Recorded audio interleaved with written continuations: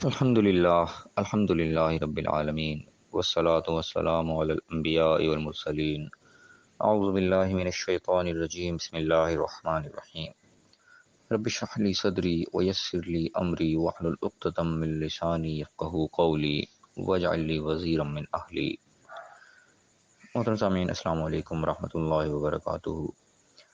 الحمد للہ، قرآن پاک کا مطالعہ ہمارا جاری ہے۔ سورہ آل عمران کی آیت نمبر 117 تک ہم پڑھ چکے ہیں۔ آج انشاءاللہ آیت نمبر 118، 119 اور 120 پڑھیں گے۔ اعوذ باللہ من الشیطان الرجیم، بسم اللہ الرحمن الرحیم۔ یا ایھا الذین آمنوا، اے ایمان والو۔ اہم آیت ہے، اللہ تعالیٰ ہم سے مخاطب ہے۔ دیکھنا اللہ تعالیٰ کیا ارشاد فرما رہا ہے۔ لا تتخذوا بطانۃ من دونکم، اپنوں کے سوا کسی کو اپنا رازدار نہ بناؤ۔ یہ بڑی جنرل بات اللہ تعالیٰ نے یہاں پہ بتائی ہے، انتہائی اہم بات بتائی ہے۔ اس کا پس منظر جو علماء مفسرین بیان کرتے ہیں وہ تو اسی حوالے سے ہے کہ جس طرح اوس و خزرج کے قبائل تھے، مسلمانوں سے پہلے ان کے یہودیوں کے ساتھ تعلقات تھے، ان سے دوستیاں تھیں، لیکن جب یہ قبیلے مسلمان ہو گئے تو پرانی دوستیاں یہ اسی طریقے سے نبھاتے رہے گی۔ یاری دوستی تھی، آپس میں میل جول تھا تو یہ نبھاتے رہے، لیکن یہودیوں کو تو ان سے تھا وہ بغض ہو گیا بہت زیادہ کہ انہوں نے اسلام کیوں قبول کر لیا۔ تو یہاں پہ یعنی کہ ان کے تو زیادہ اشارہ دیا جا رہا ہے کہ تم ان کے ساتھ ان کا رازدار نہ بناؤ، کیونکہ وہ سادہ دل تھے، بعد راز کی باتیں بھی ان کو بتا دیتے تھے اپنی پرانی دوستی کی بنیاد پر۔ تو اس چیز سے ان کو روکا جا رہا ہے۔ فی الحال کا یعنی کہ شان نزول اس کا تو یہ بیان کیا جاتا ہے، لیکن بہرحال یہ آیت ایک بڑی جنرل آیت ہے اور یہ بہت جگہ اپلائی کرتی ہے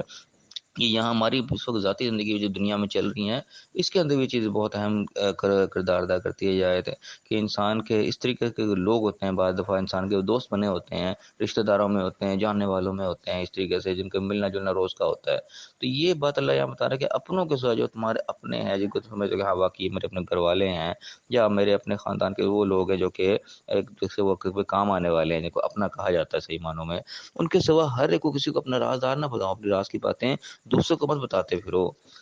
کیا ہوگا اس کا نتیجہ کہ لا یعلونکم خبالا، یہ لوگ تمہیں خراب کیے بغیر، تمہیں تنگ کیے بغیر، تمہارا نقصان کیے بغیر یہ نہیں رہیں گے۔ اس قسم کے یعنی کہ منافق اس قسم کے لوگ ہوتے ہیں، رشتہ داروں میں بھی ہوتے ہیں، جاننے والوں میں، دوستوں میں ہوتے ہیں۔ انسان کا اگر تھوڑی ویژن اور دیکھنے کی صلاحیت ہو تو ایسے لوگ پہچانے جا رہے تھے باقاعدہ، جو میٹھی میٹھی ویسے چگنی چپڑی باتیں کر رہے ہوتے ہیں، بڑے گھس گھس کے بیٹھ رہے ہوتے ہیں، لیکن حقیقت میں وہ دشمن قسم کے لوگ ہوتے ہیں، کینہ پرور قسم کے منافق ٹائپ کے وہ لوگ ہوتے ہیں۔ یہ ہمیں نظر آئیں گے باقاعدہ ہمارے رشتہ داروں میں اور قریب ملنے جلنے والے میں ایسے لوگ باقاعدہ ہوتے ہیں۔ تو یہ حال وہاں پہ اس قسم کے لوگوں کا بھی تھا جو یہودی تھے اس وقت کے، ملنے جلنے والے تھے، ہر وقت کی پرانی دوستیاں تھیں، لیکن جو قبیلہ مسلمان ہو گیا تھا تو ان کے دل میں ان کی وجہ سے بغض آ چکا تھا، وہ دشمن بن چکے تھے اندر سے، کیونکہ اوپر سے بس دوستیاں چل رہی تھیں۔ تو یہاں خاص طور پہ الرٹ کیا جا رہا ہے ایسے موقعوں کے لیے کہ اپنوں کو سوا کسی کو تم نے رازدار نہیں بنانا۔ یہ چیز یعنی کہ حکومتی لیول پہ بھی یہ چیز آتی ہے کہ ہم غیر مسلموں کو اپنا وہ رازدار نہ بنا لیں، اپنے راز کی چیزیں، اپنے ملک کی جو حساس چیزیں وہ کہ ان کے حوالے نہ کر لیں، کسی غیر مسلم کو لا کے ایسے عہدے پہ نہ بٹھا لیں جو کہ انتہائی حساس قسم کا ہو۔ تو یہاں پہ خاص طور پہ بہت جگہ یہ چیز اپلائی کرتی ہے۔ یہ ہماری سمجھداری ان کو کہاں کا سمجھ کے اللہ تعالیٰ نے تو نشانی بتا دی ہمیں، جنرل ایک رول دے دیا ہے، اس کو اپلائی کرنا وہ ہمارا کام ہے۔ تو اللہ تعالیٰ بتا رہا ہے کہ یہ تمہیں تنگ کیے بغیر نہیں رہیں گے، تمہارا نقصان کیے بغیر یہ نہیں باز آئیں گے۔ ودوا ما عنتم، یہ تو چاہتے ہیں کس طریقے سے تم مصیبت میں پڑے ہو، کسی طریقے سے تمہیں ایک کوئی نہ کوئی تکلیف پہنچتی رہی، ان کی خواہش یہی ہے۔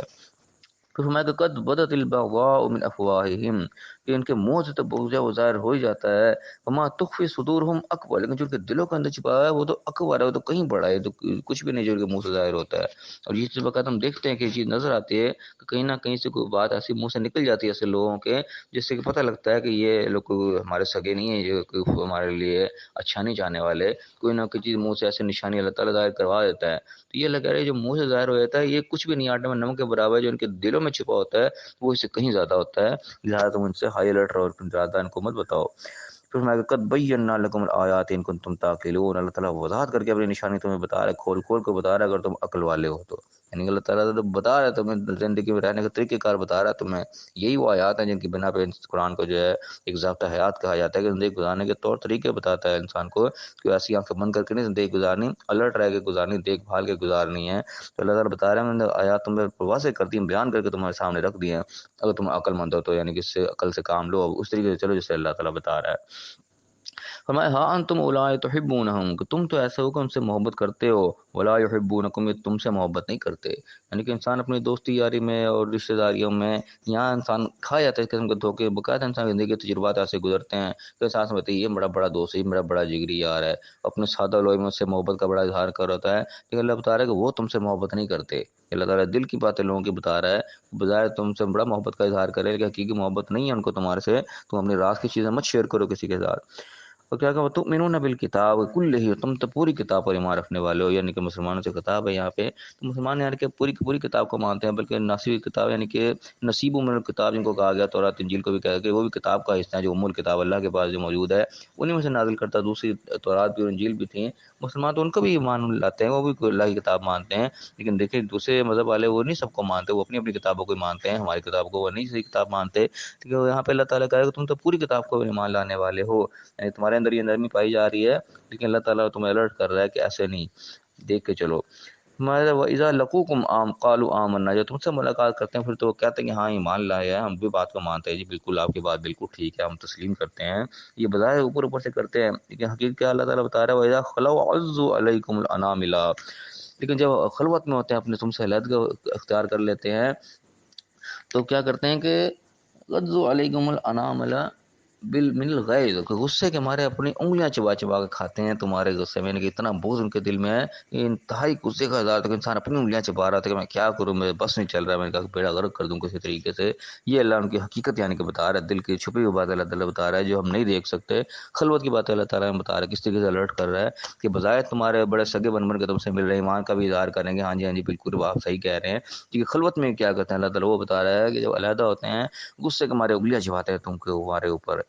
میں کل منہ تو بغیظکم، کہو مرو اپنے غصے کے اندر ہی، کوئی پرواہ نہیں ہمیں تمہارے غصے کی، کرو جو کر سکتے ہو۔ ان اللہ علیم بذات الصدور، شک اللہ تعالیٰ دلوں کی باتوں کو بھی جانتا ہے، یعنی کہ تمہارے دلوں کے اندر جو چھپا ہوا ہے اللہ خوب جانتا ہے، بظاہر تم بڑا ہمارے سگے ہو کہ مل رہے ہو ہم سے، بڑا ایمان کا اظہار کر رہے ہو، حقیقت جو ہے وہ اللہ تعالیٰ جانتا ہے تمہارے دلوں میں کیا چھپا ہوا ہے۔ اللہ کہہ رہا ہے ان کی پرواہ کرنے کی ضرورت نہیں ہے، مرو اپنے غصے میں، ان کو کہو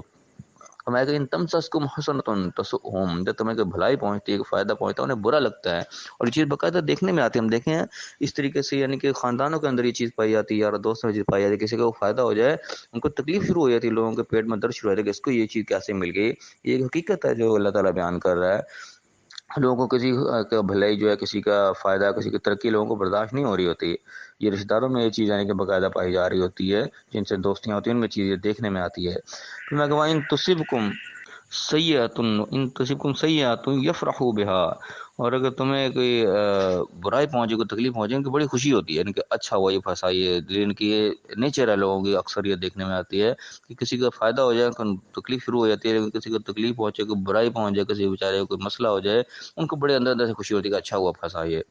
میں وَإِن تَصْبِرُوا وَتَتَّقُوا لَا يَضُرُّكُمْ كَيْدُهُمْ شَيْئًا، لیکن اللہ فرمائے گا کہ تم صبر کرو، ان کے ڈٹے رہو، اپنی جگہ ثابت قدم رہو، ڈگمگانے کی ضرورت نہیں، جو حق کے راستے پہ تم قائم رہو اسی کے اوپر ہی، وَتَتَّقُوا، اللہ کا تقوی اختیار کیے رکھو، بس اللہ کا خوف تمہارے دل سے نہ نکلے، اللہ نے جو حدود رکھی ہیں ان سے بچتے بچاتے تم چلتے رہو، لا يَضُرُّكُمْ كَيْدُهُمْ شَيْئًا، ان کے قید، ان کی یہ تدبیریں، چالیں، ان کے جتنے بھی یہ حربے ہیں تمہارا کوئی نقصان نہیں پہنچا سکتے، تم اپنے حق کے اوپر قائم رہو۔ ان اللہ بما یعملون محیط، جو بھی کچھ اعمال کر رہے ہیں اللہ تعالیٰ ان کو گھیرے ہوئے، اللہ کے گھیرے کے اندر، اللہ کے گھیرے سے باہر نہیں نکل سکتے، ان کو تم اللہ کے پناہ لیے رکھو، تم اس راستے پہ چلتے رہو جو اللہ تعالیٰ بتا رہا ہے، اس کے اوپر ثابت قدم رہو، تمہارا راستہ نہ ڈگمگانے پائے، تمہارا راستہ نہ خراب ہونے پائے، یہ تمہارا کچھ نہیں بگاڑ سکیں گے، اللہ تعالیٰ حقیقت یعنی کہ بتا رہا ہے ان کی،